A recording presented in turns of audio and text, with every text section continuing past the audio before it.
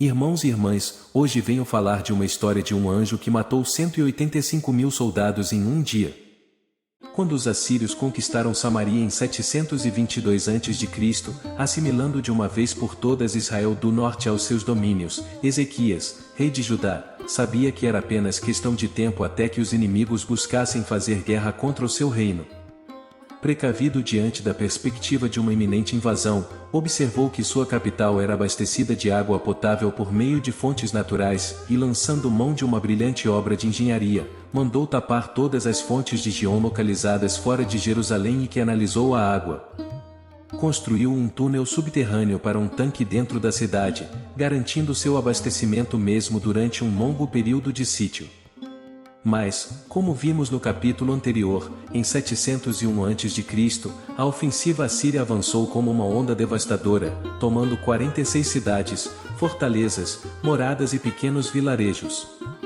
No entanto, ela parou diante dos muros da cidade santa, e Assurbanipal, o rei assírio, que havia posicionado seu quartel-general em Laquis, cidade situada 48 quilômetros a sudeste de Jerusalém, não havia cumprido a sua palavra de cessar o cerco contra a capital de Judá mediante o pagamento efetuado por Ezequias, e enviou seus exércitos, juntos com seu general, seu oficial principal e seu comandante de campo. Este último, também chamado de Rabsaqué, era fluente no idioma hebraico e, conforme ordenado pelo seu rei, logo começou a afrontar Ezequias e a proferir blasfêmias contra o Senhor Deus, fazendo também exibições de força e apelando para a guerra psicológica com o intuito de levantar insurgentes entre as pessoas que residiam sobre os muros da cidade. Ezequias já havia feito tudo o que era possível ao seu alcance como governante para livrar Jerusalém. Mesmo assim, sabia que não seria capaz de resistir para sempre. Atemorizado, seus servos o aconselharam a ir ao encontro de Rabsaqué na expectativa de negociar a paz pela diplomacia. Mas o comandante assírio o aterrorizou de maneira contundente, de modo que eles ficaram desolados e tornaram a Ezequias, reportando a real dimensão da afronta inimiga. Sem saída, o rei judeu recorreu-se à sua última esperança, mas para isso precisava da ajuda de um homem cuja intercessão, se ouvida pelo Deus Todo-Poderoso, poderia mudar a sorte de Jerusalém. E foi nesse cenário que um dos maiores profetas do Antigo Testamento se apresentou. Seu nome era Isaías, filho de Amós. Quando Deus enviou o seu anjo para derrotar sozinho 185.000 soldados assírios. Ao ser confrontado por Rabisque, Ezequias enviou uma comitiva liderada por ele, Aqui, Sabena, junto com os principais sacerdotes, todos vestidos com vestes de luto feitas de pano de saco, ao profeta Isaías. E ao chegarem diante dele, eles se pronunciaram, assim diz Ezequias, hoje é dia de angústia, repreensão e humilhação. Estamos como a mulher que está para dar à luz, mas não tem forças para fazer os filhos nascer. Talvez o Senhor seu Deus ouça todas as palavras de Rabsaque, a quem será querido. O rei da Síria enviou para zombar do Deus vivo, e que o Senhor seu Deus o repreenda pelas palavras que ouviu. Portanto, Isaías, suplica a Deus pelo remanescente que ainda sobrevive. Em resposta, o profeta falou, digam a Ezequias que assim diz o Senhor, não tenha medo das palavras que você ouviu, das blasfêmias que os servos do rei da Síria lançaram contra mim. Ouça, eu o farei tomar a decisão de retornar ao seu próprio país, quando ele ouvir certa notícia, e lá o farei morrer pela espada. Quando Rabi Isaque soube que Senaqueribe havia partido da cidade de Laquis, ele se retirou de Jerusalém e foi ao encontro do seu rei, que estava lutando contra os exércitos em Libras. Havia sido informado também que Tiraca, o rei etíope do Egito, estava vindo ao seu encontro para fazer guerra contra ele, de modo que assim ele não pode retornar a Jerusalém, e mandou novamente mensageiros a Ezequias com o seguinte recado, digam a Ezequias, rei de Judá, não deixe que o Deus no qual você confia o engane, quando diz que Jerusalém não cairá nas mãos do rei da Síria. Com certeza, você já deve ter ouvido o que os meus antecessores fizeram a todas as nações e como as destruíram por completo. E você haveria de se livrar? Por acaso, os deuses das nações que foram destruídas pelos meus antepassados as livraram? Os deuses de Gozan, Aram, Rezef, e do povo de Éden que estava em Telassar? Olhe à sua volta, onde estão o rei Diamante, o rei de Apade, o rei da cidade de Cefava, de Ena, ou de Iveá. Ezequias recebeu a carta das mãos dos mensageiros e a leu. Em seguida, subiu ao templo e a estendeu perante o Senhor. Então, Ezequias, foram, Senhor Deus de Israel, que reina em teu trono, entre os querubins. Só tu és sobre todos os reinos da terra. Tu criaste os céus e a terra, tá ouvindo o Senhor? E vê, ouve as palavras que Senaqueribe enviou para te insultar. A ti, o Deus vivo. É verdade, Senhor, que os reis assírios fizeram de todas essas nações e seus territórios no deserto, atiraram os deuses delas no fogo e os destruíram. Pois não eram deuses, eram apenas madeira e pedra moldadas por mãos humanas.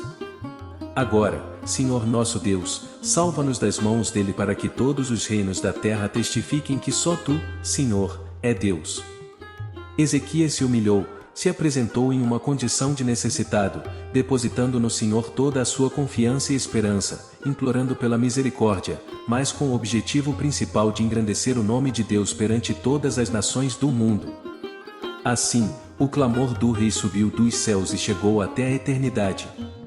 Então, o profeta Isaías enviou a seguinte mensagem para Ezequias: Assim diz o Senhor, o Deus de Israel, vou ouvir a sua oração acerca de Senaqueribe, o rei da Síria. E esta é a palavra que o Senhor falou contra ele: a virgem, a filha de Sião, o despreza e zomba de você. A filha de Jerusalém meneia a cabeça, desdenhando enquanto você foge de quem você zombou e contra quem blasfemou. Contra quem você levantou a voz e contra quem ergueu o seu olhar arrogante. Contra o Santo de Israel. Sim, você escutou o Senhor, o Deus Todo-Poderoso, por meio dos seus mensageiros e ainda declarou com incontáveis carros subir aos pontos mais elevados e inacessíveis alturas do Líbano, derrubei os seus mais altos, os melhores pinheiros.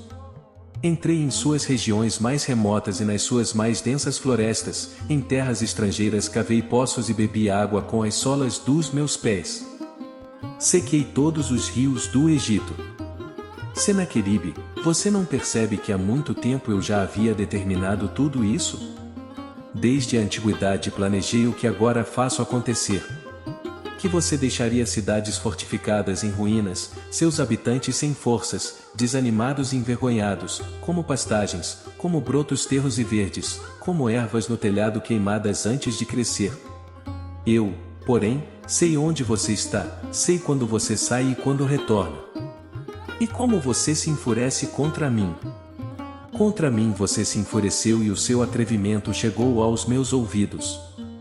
Por isso, porém, o meu anzol em seu nariz e freio em sua boca, e o farei voltar pelo caminho por onde veio. A vocês, Ezequias, darei este sinal: neste ano vocês comerão do que crescer por si só, e no próximo, o que daquilo brotar. Mas no terceiro ano semeiem e colham, plantem em vinhas e comam o seu fruto. Mais uma vez, um remanescente da tribo de Judá sobreviverá, lançará raízes na terra e se encherão de frutos os seus ramos. E Jerusalém sairão sobreviventes e um remanescente do monte Sião. O zelo do Senhor dos Exércitos o executará. Portanto, assim diz o Senhor acerca do rei da Síria: dele não invadirá esta cidade, nem disparará contra ela uma só flecha, não enfrentará com escudo, nem construirá rampas de cerco contra ela pelo caminho por onde veio. Ele voltará pelo mesmo caminho que veio. Não invadirá esta cidade, assim declara o Senhor. Eu a defenderei e eu a salvarei por amor de mim mesmo e do meu servo. Então, após Isaías entregar a profecia, a palavra nos diz em 2 Reis, capítulo 19, que naquela mesma noite o anjo do Senhor saiu e matou 185.000 homens no acampamento assírio. E quando o povo se levantou na manhã seguinte, o lugar estava repleto de cadáveres. Assim sendo, Aquiribe desmontou o acampamento e bateu em retirada, regressou para sua capital Nínive, e lá permaneceu. Certo dia, enquanto Senaqueribe estava adorando no templo de seu deus Nisroque, seus filhos conspiraram contra ele e o assassinaram à espada. Morreu no ano 681 a.C., 20 anos após o início do cerco a Jerusalém. E assim a profecia foi cumprida. Este relato nos mostra a importância de depositarmos no Senhor Deus toda a nossa confiança. Também nos ensina que obedecê-lo só traz benefícios para nossas vidas, porque ele sempre tem o melhor a nos oferecer. O livro de Deuteronômio, capítulo 31, versículo 8, diz que o Senhor é quem vai adiante de nós, e ele será conosco e não nos deixará nem nos desamparará. Ele fala para nós que não devemos temer, nem devemos nos atemorizar, e o Salmo 46 também nos diz que Deus é o nosso refúgio e fortaleza, socorro bem presente na angústia. Por mais que você esteja em uma situação na qual seus problemas afrontam e cercam, ou já destruíram tudo à sua volta, e você não vê mais saída, derrame a sua vida diante do altar do Senhor. Creia em Jesus e confesse-o como o seu único e suficiente Salvador, e receba a resposta da eternidade. E assim chegamos ao final de mais uma história bíblica. Aproveite também para conferir os nossos vídeos que estão aparecendo bem aí na sua tela. Muito obrigado pela sua atenção, fique com Deus. Um forte abraço e até a próxima.